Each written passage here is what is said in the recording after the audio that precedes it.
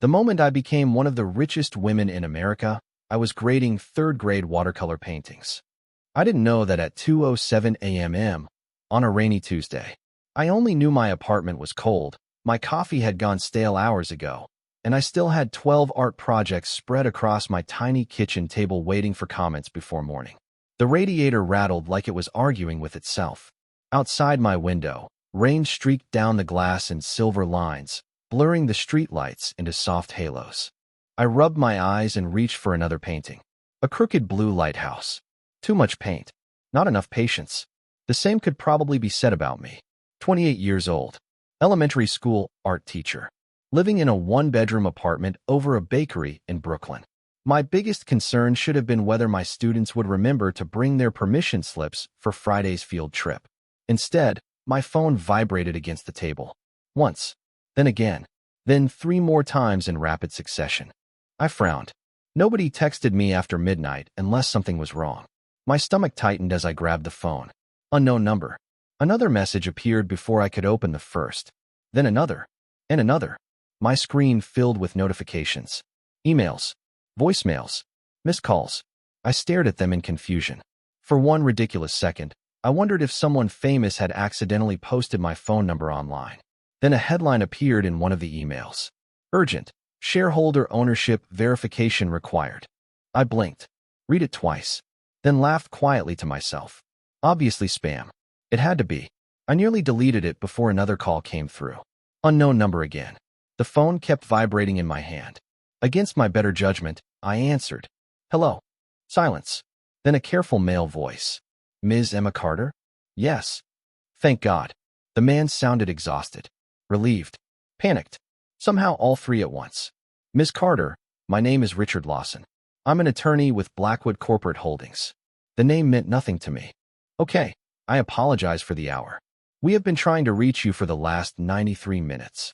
My eyes drifted toward the clock on the microwave. 2:08 a.m. Why? Another pause. Papers shuffled on the other end. Ms. Carter, according to documents executed earlier this evening, you have become the second largest shareholder of Blackwood Holdings. I actually laughed. Not because it was funny, because it was absurd. I think you have the wrong person. You are Emma Grace Carter? Born September 14th? Current address on Bedford Avenue. The laughter died immediately. How do you know that? My pulse quickened. Rain tapped softly against the window. The attorney inhaled slowly. Because as of 1:34 this morning, you legally acquired a controlling interest valued at approximately $862 million. The room went completely silent. Even the radiator seemed to stop rattling. I stared at the watercolor lighthouse in front of me. The blue paint shimmered beneath the kitchen light. No, I whispered. That's impossible. Ms. Carter, the lawyer said carefully, I assure you, it is not. Another notification appeared on my screen. Then another. Then another. My email inbox was exploding. Legal documents. Financial statements. Ownership records. Names I had never seen before. Numbers so large they barely looked real. My hands began to tremble. There has to be some mistake. That is exactly what Mr. Nathan Blackwood is trying to determine. I frowned. Who? The attorney went quiet for a moment. When he spoke again, his voice lowered. The man whose company you now partially own. I did not sleep after that call. How could I? By 3 o'clock in the morning, my tiny apartment looked less like a home and more like a legal war room. Documents covered every available surface. My laptop sat open on the kitchen table. My inbox continued filling faster than I could read. Ownership certificates, legal notices, emergency meeting requests, confidential disclosures. Every few minutes another message arrived. Every one of them carried the same impossible implication. Somehow, overnight, my life had become connected to a company worth billions of dollars. Outside, the rain finally stopped. Dawn crept slowly across Brooklyn, turning the dark sky into shades of gray and pale blue. I stared out the window with a mug of coffee growing cold between my hands. The smell of fresh bread drifted up from the bakery downstairs. Normally that smell made me feel safe.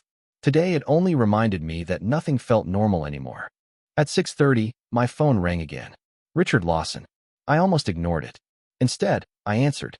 Please tell me somebody discovered a clerical error. The attorney sighed. I am afraid not. Then explain it. Silence lingered for a moment. That is precisely the problem, Miss Carter. Nobody can explain it. My stomach tightened. What does that mean? It means that Mr. Nathan Blackwood has spent the last 4 hours reviewing every document personally. And according to everything we have found, your ownership is legitimate. I leaned back in my chair. Across the room, children's paintings hung on my refrigerator with magnets shaped like stars. Bright colors, smiling suns, finger-painted trees. It felt ridiculous that those simple little pictures existed in the same universe as whatever was happening now. Who is Nathan Blackwood? I asked quietly. Another pause. Longer this time. You truly do not know? Should I? The attorney gave a small laugh. Not amused. Surprised. He is one of the most influential businessmen in the country. I opened my laptop and typed the name. Hundreds of results appeared instantly. Articles, interviews, magazine covers, corporate announcements, and photographs. My breath caught slightly. Nathan Blackwood looked younger than I expected. Early 30s. Dark hair, sharp features, gray eyes that somehow appeared calm and intimidating at the same time. Every photograph carried the same expression. Controlled, focused, untouchable. The kind of man who never seemed surprised by anything. He owns all this? I whispered. A significant portion of it. My eyes scanned another article. Real estate, technology, investment groups, philanthropic foundations. The numbers were impossible to comprehend. And now I own part of it. A very significant part. My pulse quickened again. Before I could ask another question, a new notification appeared on my screen. Emergency board meeting. Scheduled, 9 a.m. Attendance required. My name was listed among the executives. I almost laughed from pure disbelief. There has to be someone else named Emma Carter. There is not. Then somebody made a mistake. That is what Mr. Blackwood intends to determine. Something in his tone made me pause. You keep saying his name like I should be worried. The attorney hesitated. Concern would be more accurate. I looked back at Nathan's photograph. The gray eyes. The calm expression. The confidence of someone accustomed to having answers. Why? Richard Lawson exhaled slowly. Because, Ms. Carter, Mr. Blackwood has built his entire empire on understanding every detail of his business.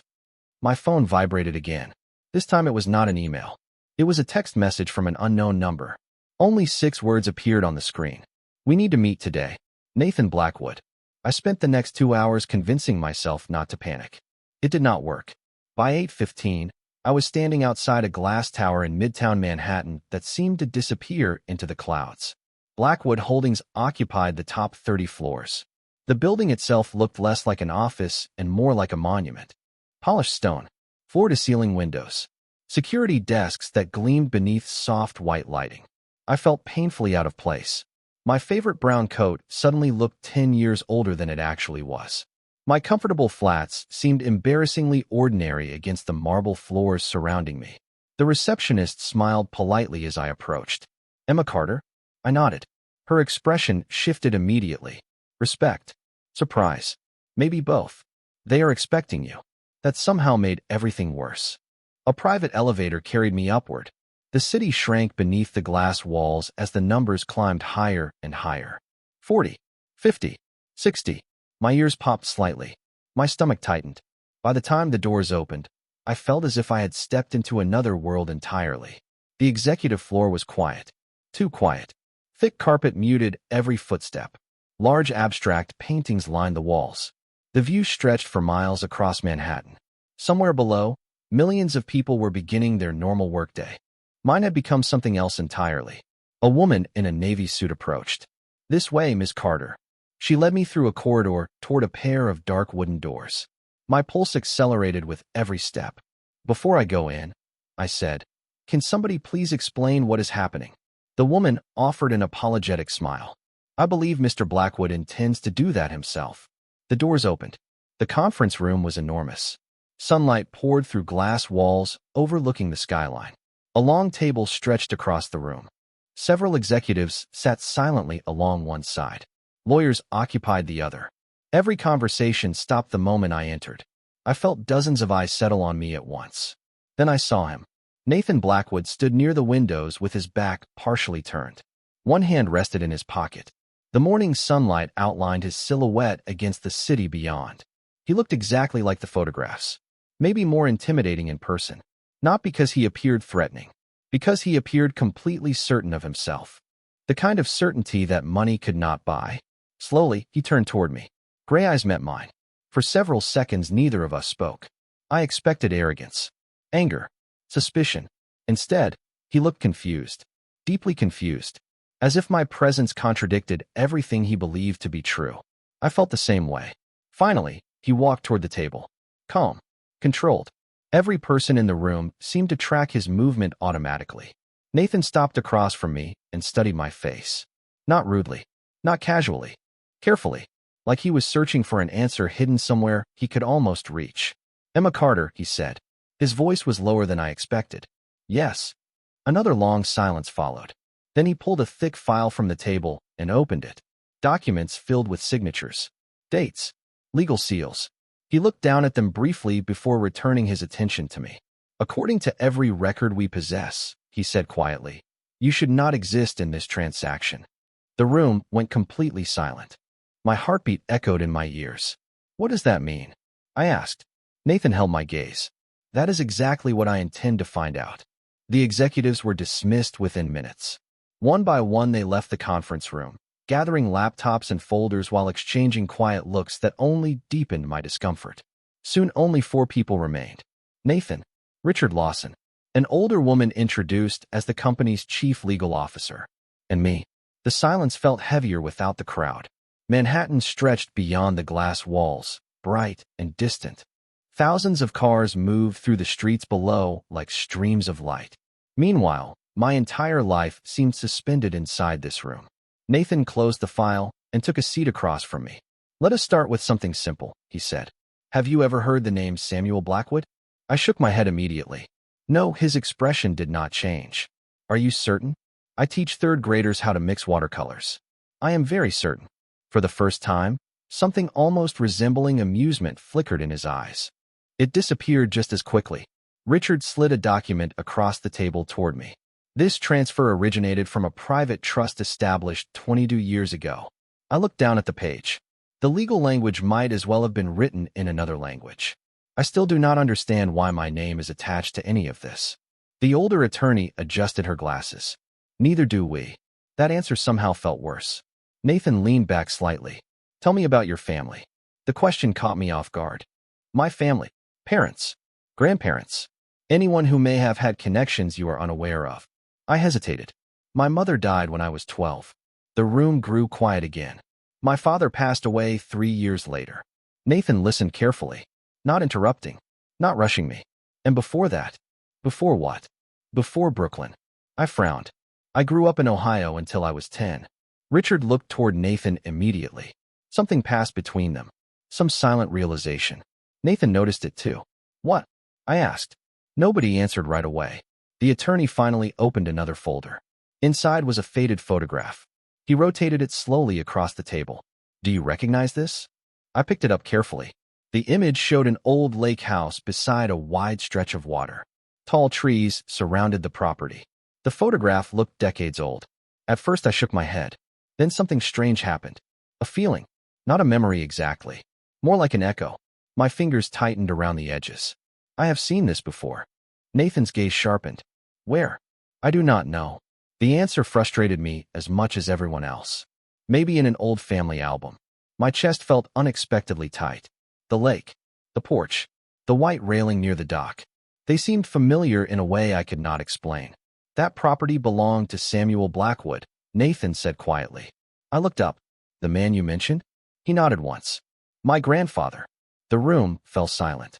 Outside, sunlight reflected from neighboring skyscrapers. Inside, every heartbeat seemed louder than before. Nathan watched me for several seconds before speaking again. Emma. It was the first time he had used my first name. The sound of it felt strangely personal. There is one more thing you need to see. He reached into the folder and removed a second photograph. The moment he placed it on the table, the air seemed to leave my lungs. Because staring back at me from the faded image was a little girl who looked exactly like me. For several seconds I could not breathe. The photograph trembled slightly in my hands. The little girl could not have been older than 6. Blonde hair, gray-blue eyes, a faint gap between her front teeth. Even the shape of her smile looked familiar. It was like staring into a mirror that had somehow traveled back in time. "Where did you get this?" I whispered. Nathan remained silent. Richard answered instead. "The photograph was taken 22 years ago at the Blackwood Lake property in northern Ohio." My heart skipped. Ohio. The word landed harder than it should have. I lowered my eyes to the image again. Something stirred deep inside me. A scent. Pine trees. Summer air. Water reflecting sunlight. Fleeting fragments appeared and disappeared before I could fully grasp them. "I remember a lake," I said quietly. "Not clearly. Just pieces." Nathan leaned forward slightly. "What kind of pieces?" I closed my eyes. "A dock. White railings. Someone teaching me how to skip stones." The room became completely still. When I opened my eyes again, Nathan was staring at me differently. Less like an investigation. More like a puzzle that had suddenly revealed one of its edges. "Samuel taught everyone to skip stones," he said. It was his favorite thing to do with children. A strange chill moved through me. "You think I knew your grandfather?" "I think there is a possibility." Possibility. Such a small word. Yet it suddenly felt enormous. Richard opened another folder and carefully removed several documents. Some were old enough that the paper had yellowed at the edges. These records were discovered inside a private archive that belonged exclusively to Samuel Blackwood, he explained. Nobody knew they existed until last month. He slid one page toward me. My eyes immediately landed on a handwritten sentence. "In the event of my death, all assets assigned to beneficiary EC shall remain protected under trust administration until maturity." I stared at the initials. EC, Emma Carter. The room seemed to tilt slightly. "No," I whispered. "There are millions of people with those initials." "Yes," Nathan said calmly. "There are." He slid another paper across the table. Then another. Then another.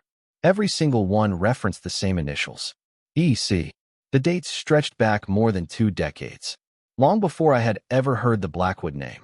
Long before any of this should have been possible. My throat felt dry.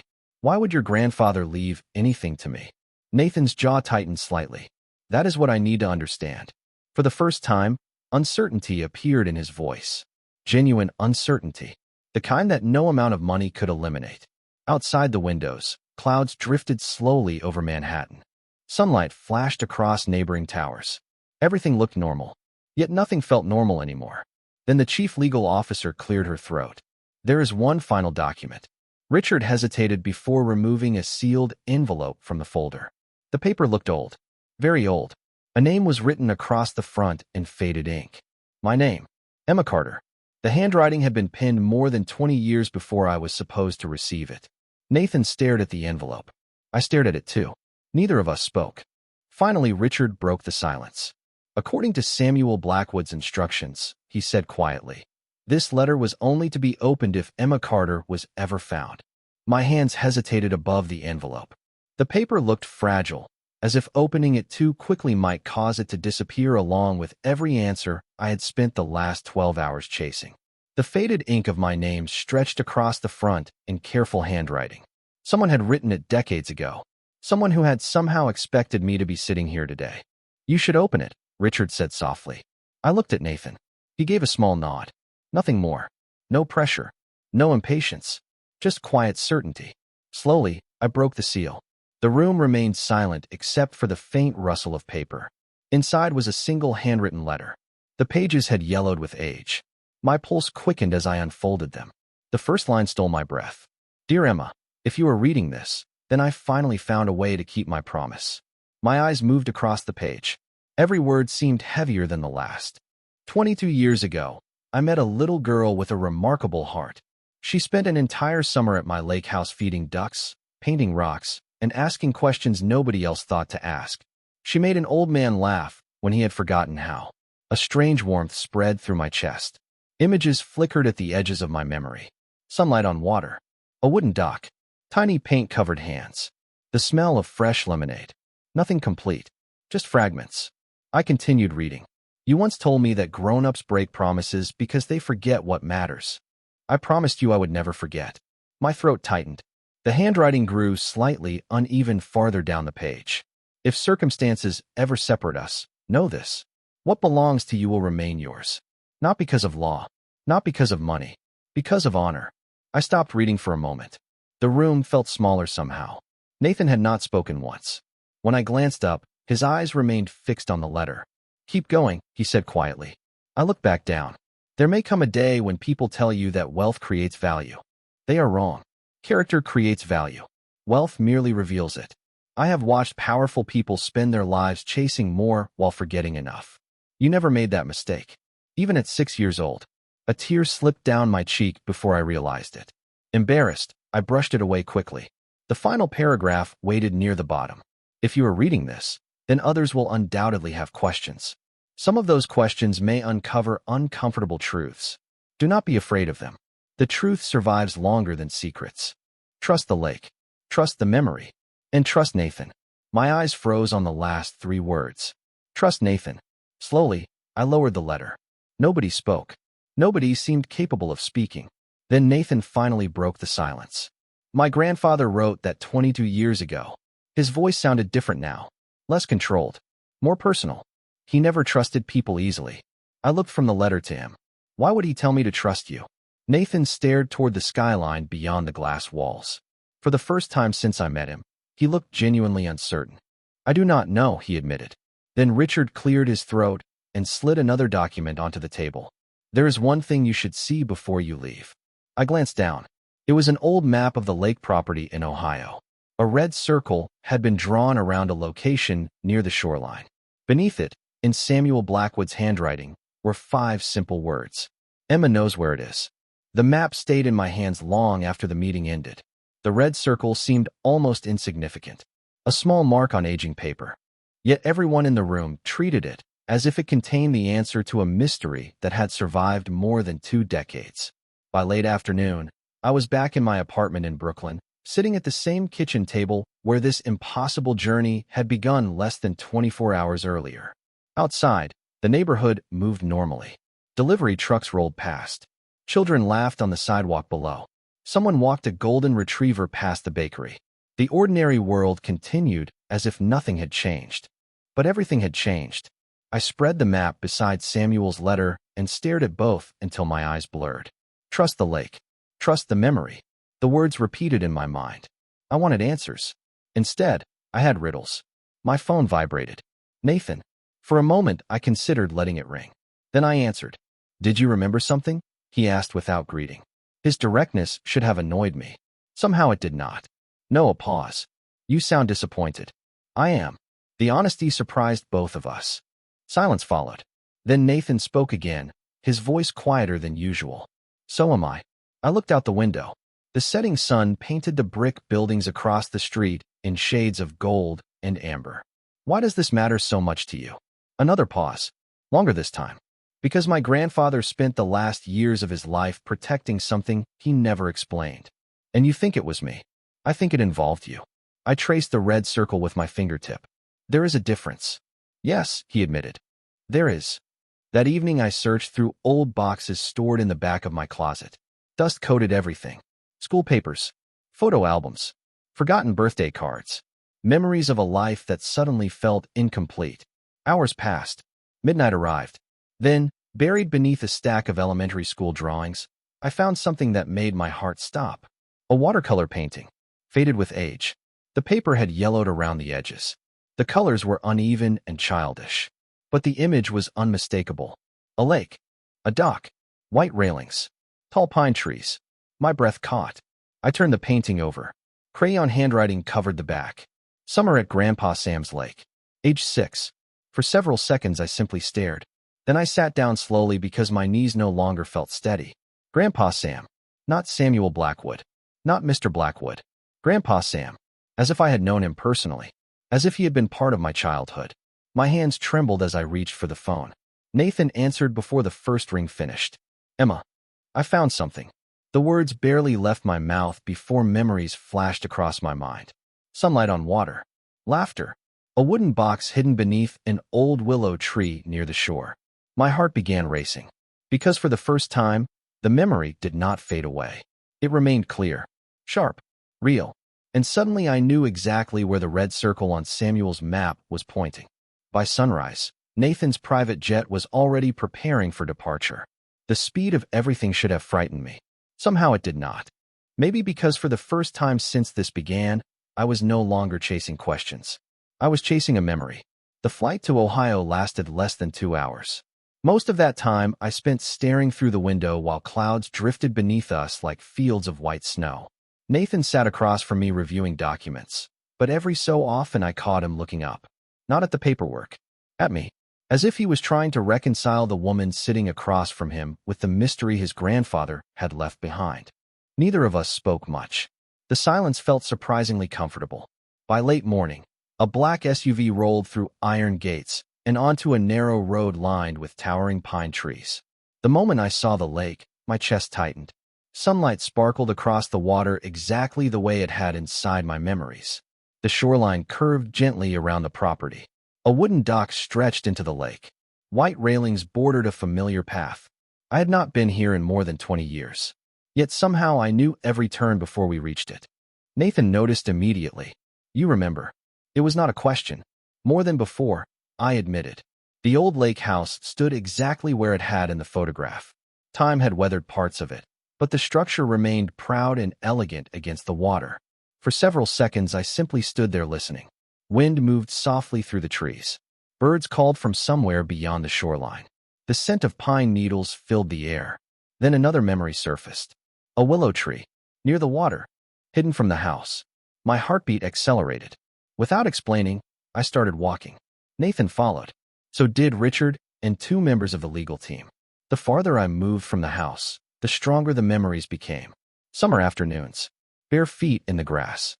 Laughter carried across the lake. An older man teaching a little girl how to paint landscapes. Finally I stopped. The willow tree stood exactly where I remembered. Its branches hung low toward the ground, creating a curtain of green. My pulse thundered in my ears. It is here, I whispered. Nathan stepped closer. What is? I looked at the base of the tree, then at the patch of earth beneath it. The box. Nobody moved. Nobody spoke. Slowly, I knelt beside the roots. The soil felt surprisingly soft, almost untouched. As my fingers brushed against the ground, another memory flashed through my mind. Samuel smiling, handing me a small brass key attached to a blue ribbon, telling me that some treasures were not meant to be spent. They were meant to be protected. My breath caught, because I suddenly remembered something else. The key. I knew exactly where it was. And if my memory was right, it had been sitting inside a forgotten drawer in my Brooklyn apartment for nearly 22 years. The realization followed me for the entire flight back to New York. A small brass key. A faded blue ribbon. For years I had assumed it belonged to some forgotten childhood treasure box. I had never thrown it away because something about it always felt important. Now, sitting beside Nathan as clouds drifted beneath us, I could think of nothing else. The moment we landed, I went straight to my apartment. Nathan offered to wait downstairs. I expected him to insist on coming up. He did not. Somehow that made me trust him more. My hands shook as I unlocked the door and hurried toward the old dresser in my bedroom. The drawer stuck halfway open like it always did. I pulled harder. Inside sat old photographs, greeting cards, ticket stubs, and a small wooden jewelry box I had owned since childhood. My pulse thundered in my ears. Slowly, I lifted the lid. There it was. The blue ribbon had faded almost gray with time. The brass key rested exactly where I remembered leaving it years ago. For a moment, I simply stared at it. 22 years. 22 years of carrying a piece of a mystery without knowing it. I picked it up carefully. A memory flashed immediately. Samuel kneeling beside me beneath the willow tree. His smile warm beneath the summer sun. One day you will know why this matters, he had said. Until then, keep it safe. I closed my eyes. This time the memory remained. Clear. Complete. When I returned downstairs, Nathan was standing beside the black SUV, hands in his coat pockets. Streetlights reflected across the windshield. He looked up as I approached. The moment he saw the key in my hand, his expression changed. Not surprise. Recognition. You found it. I nodded. I think I always knew where it was. He studied the key silently before opening the passenger door. Then let us find out what it opens. By midnight, we were back at the lake house. The property looked different under moonlight. Silver reflections danced across the water. The willow tree swayed gently in the night breeze. Richard and the legal team had already arranged equipment to carefully excavate the marked location. Within 30 minutes, someone called out. A weathered metal box emerged from the earth. My breath caught. The box was smaller than I expected, dark with age, protected by a brass lock. A brass lock that matched the key perfectly. Nobody spoke. Nathan looked at me. I looked at the box. Slowly, I knelt beside it. The metal felt cold beneath my fingertips. My heart raced so hard I could hear it. 22 years of secrets rested beneath my hands. I inserted the key. For one terrifying second, nothing happened. Then came a soft click. The lock released. The lid opened. Inside lay a bundle of letters tied with ribbon, several photographs, and a sealed envelope marked with a date 3 years in the future from the day Samuel had hidden it. Beneath the envelope rested a single document. Nathan reached for it first, then froze, because printed across the top in bold letters were 6 words that changed everything. The Blackwood Family Trust Amendment. Moonlight reflected across the lake as Nathan carefully unfolded the trust amendment. The paper crackled softly in the night air. Everyone gathered around the metal box. Nobody seemed willing to breathe too loudly. 22 years of questions sat inside those pages. Nathan's eyes moved across the document. Then he stopped. I watched the color drain slightly from his face. "What is it?" I asked. For a moment he did not answer. He simply handed the paper to Richard. The attorney adjusted his glasses and began reading. The silence that followed felt endless. Finally, Richard looked up. "This amendment was never filed." "Meaning?" Nathan asked. "Meaning legally it should not exist." My stomach tightened. "What does it say?" Richard glanced down once more. "It transfers a protected percentage of the family trust to Emma Carter upon confirmation of identity." I blinked. "That part we already know. There is more." His voice sounded different now. Less professional.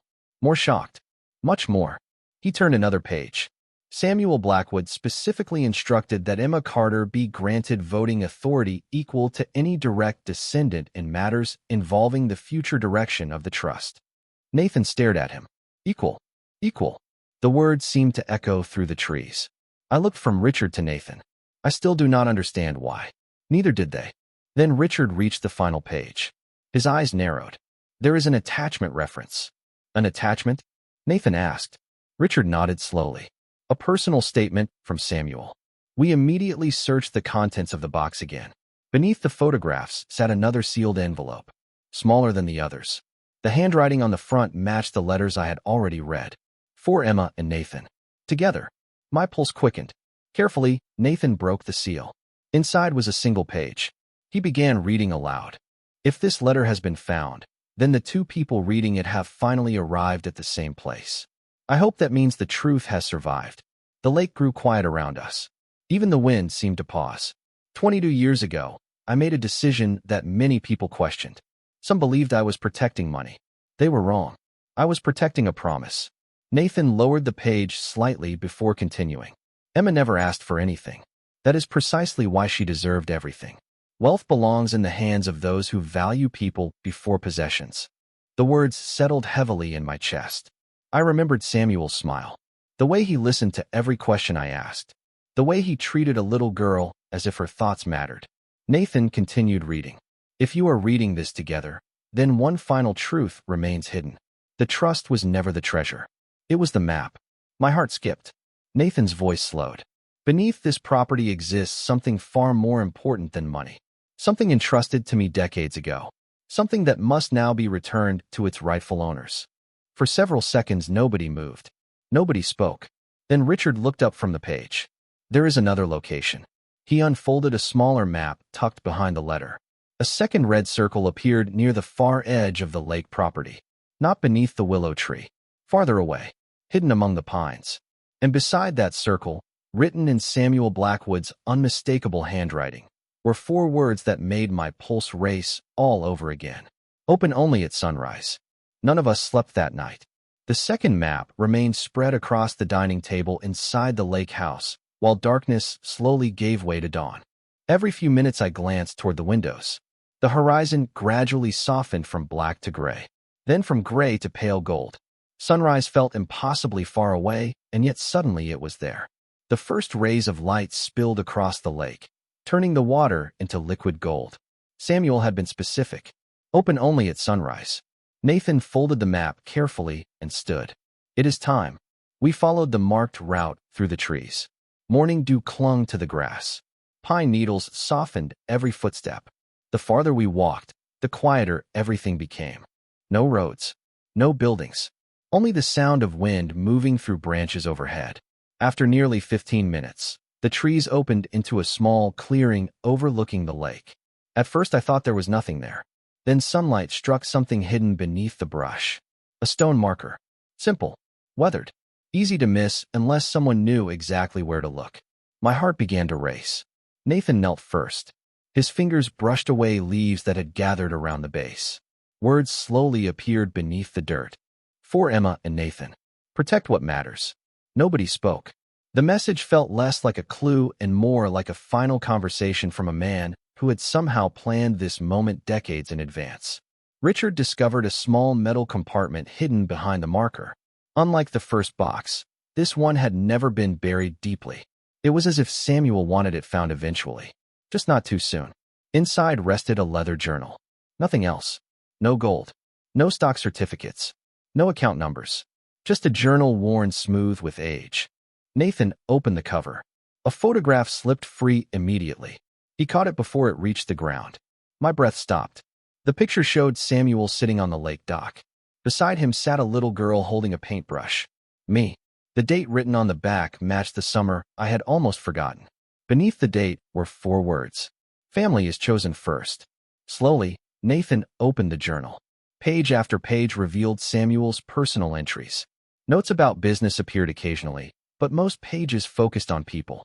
Friends, employees, neighbors, children he had helped through scholarships and mentorship programs. Then we reached an entry written shortly before his death.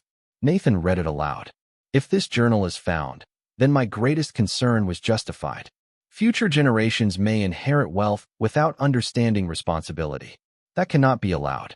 Money survives only when guided by character. I have spent years searching for proof that kindness still outweighs ambition. I found that proof in 2 people. Nathan lowered the journal slightly. The clearing had become completely silent. Even Richard seemed unable to speak. Nathan continued reading. One carries my name. The other carries my hope. Together they possess everything this family needs to endure. My eyes filled unexpectedly. Not because of the money. Not because of the mystery. Because for the first time, I understood what Samuel had protected all these years. It was never an inheritance. It was a belief. Then a folded document slipped from the final page of the journal. Nathan picked it up carefully. His expression changed the moment he read the first line. Emma, he said quietly. I think this explains everything. The document felt heavier than the journal itself. Nathan unfolded it carefully while morning sunlight filtered through the trees around us. The lake shimmered beyond the clearing. For a brief moment, nobody moved. Nobody spoke. Then Nathan began reading. The first sentence changed everything. This statement is to be shared only if Emma Carter and Nathan Blackwood stand together at the place where this journey began. My pulse quickened immediately. Samuel's words no longer felt like instructions. They felt like a conversation reaching across decades. Nathan continued.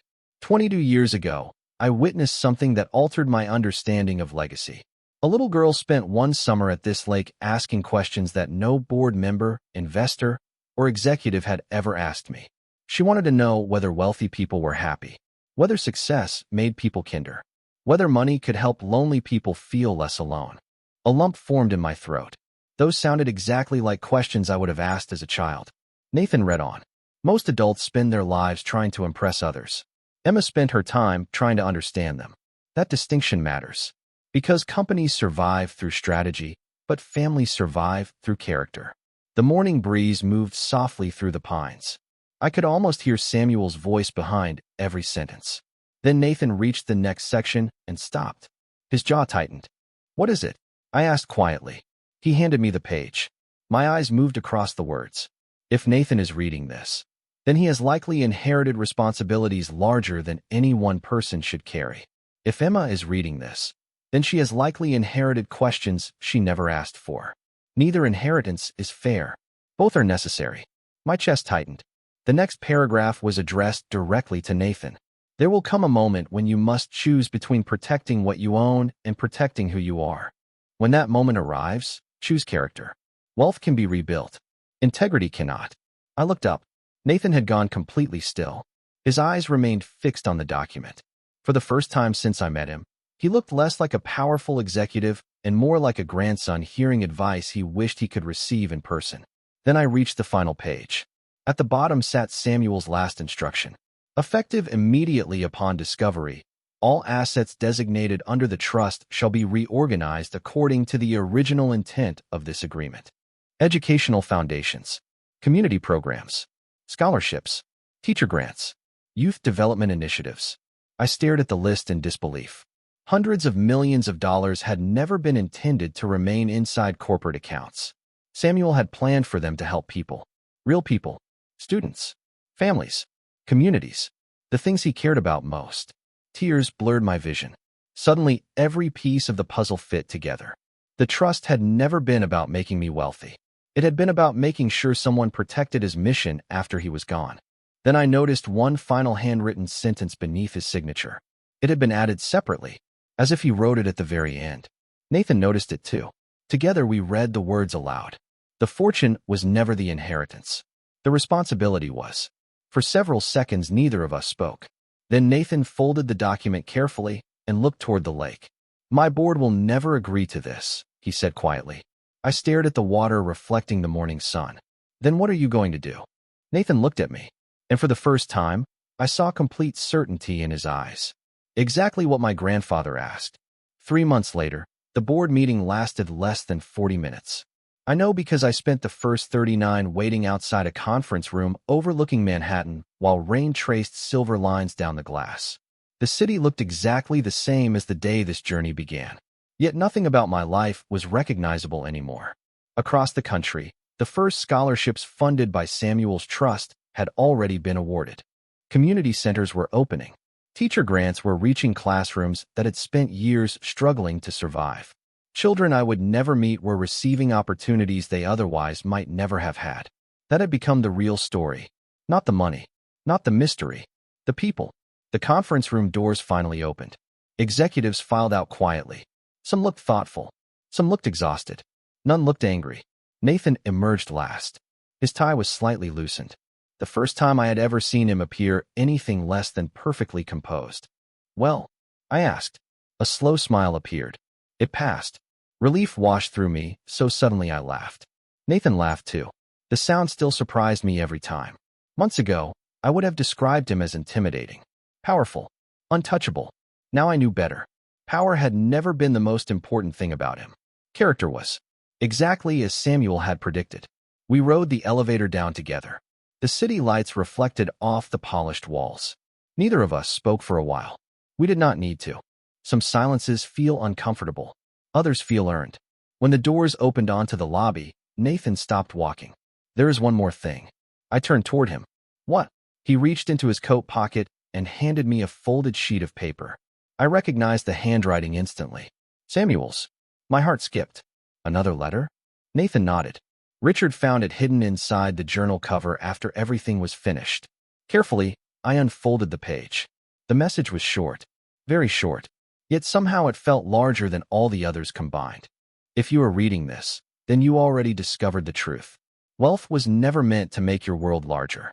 It was meant to make someone else's world better. I smiled through sudden tears. The final line waited beneath it. The same steady handwriting. The same wisdom that had guided all of us long after the man himself was gone. The best inheritance is not what you leave behind.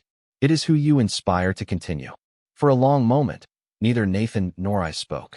Outside, the rain had stopped. Sunlight broke through the clouds and spilled across the city. Somewhere below, millions of people continued their ordinary lives. Teachers taught classrooms. Families shared dinners. Children dreamed about their futures. The world moved forward. I folded the letter carefully and looked up at Nathan. Your grandfather was right. He smiled softly. About what? I glanced toward the bright skyline beyond the glass doors. The fortune was never the treasure. Nathan followed my gaze. No, he said quietly. It never was. And standing there beneath the returning sunlight, I finally understood what Samuel Blackwood had spent 22 years trying to protect. Not wealth, not power, not legacy. Hope.